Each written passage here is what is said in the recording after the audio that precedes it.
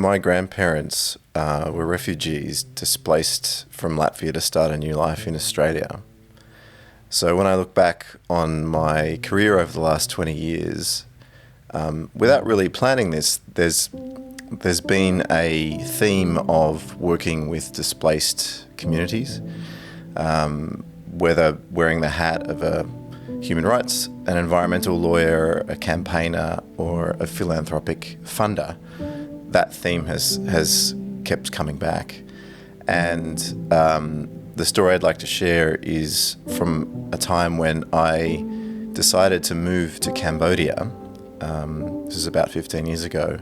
I moved from my home in Australia to Phnom Penh, the capital of Cambodia, to work with human rights lawyers who represented communities being displaced from their lands, whether it was in the cities near the Australian Embassy or in the country to make way for a sugar plantation or an indigenous area.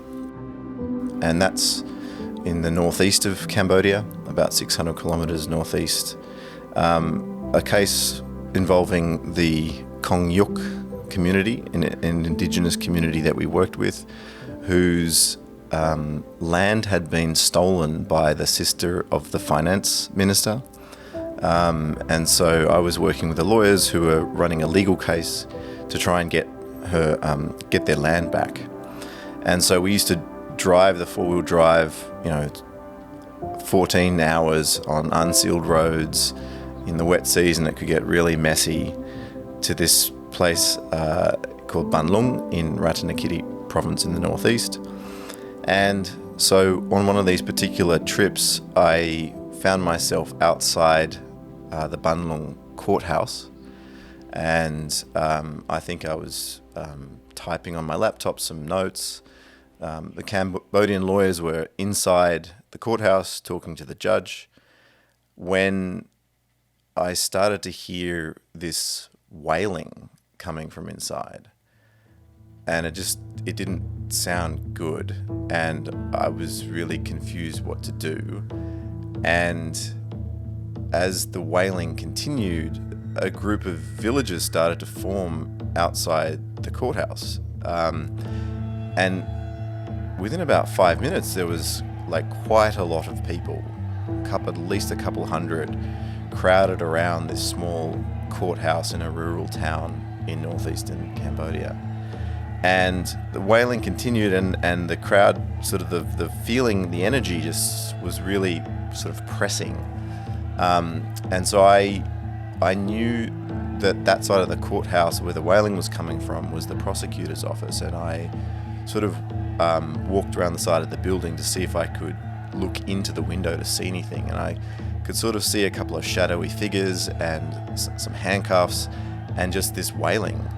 And I just suddenly realized I was this foreigner who didn't really understand what the situation was, but that there was this sound of pain. So I rapped on the window to no avail. Some of the villagers had followed me around to the window and were also looking in.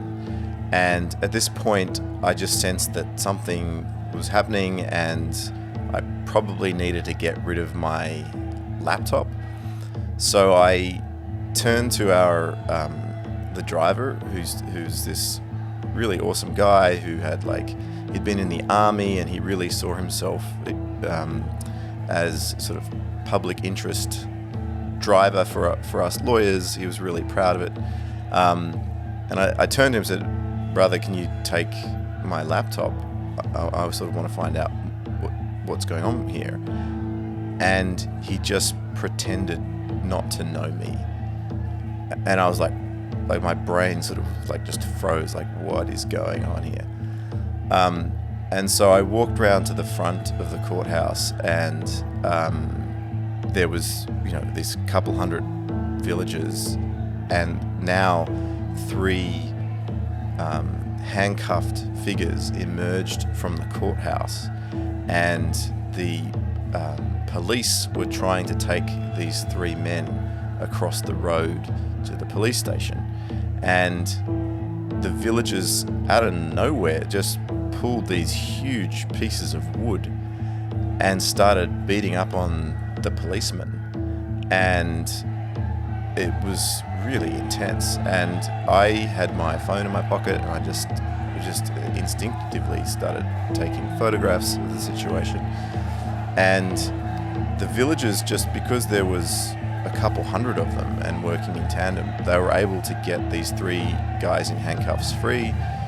A few motorbikes pulled up and just drove these 3 guys away.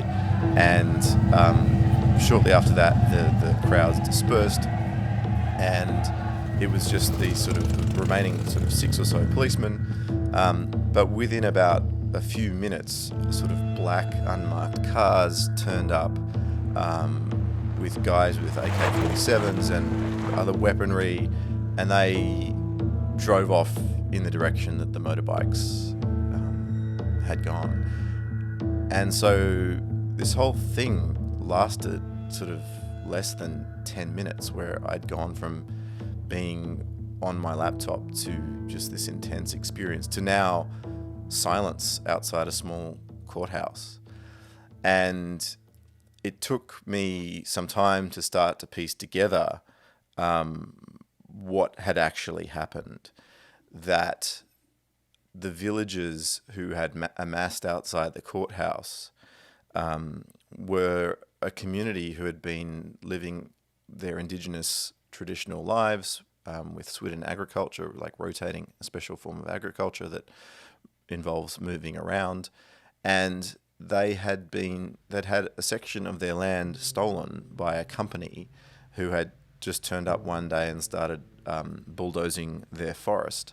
And they had decided to sort of push back on this and had sort of picketed the bulldozers. In the process, maybe they damaged the bulldozers as well. And so the company was bringing charges for destruction of property against the villagers. The villagers had been locked up. And I think we just have to remember the sort of operating context here, that it was a very authoritarian and corrupt government, and the courts weren't independent. So the judge involved in this case, we'd actually met with him before in the case we'd been running about the sister of the finance minister, and he had basically been very honest, and he'd said to our lawyers, if I rule in favour of your clients, the Indigenous community, my body will be burned. Meaning the powerful interests connected to the finance minister and surrounds, there would be retribution for any judge who tried to make a decision against these powerful interests. And so in this case involving the company, we later found out that the provincial governor had called the judge and just said, you got to lock these guys up. So I think I was early in my sort of human rights career. And so this was a real learning experience for me, that these stories are very complicated and have historical legacies, and that I had tried to act in a situation where I didn't fully understand the situation, and I'd tried to take photographs, which the prosecutor the next day had asked me to hand them over. So for me, that was a real learning about the complexity of these situations, but for me also a real motivation to continue trying to work with and support these communities in the difficult situations that they faced.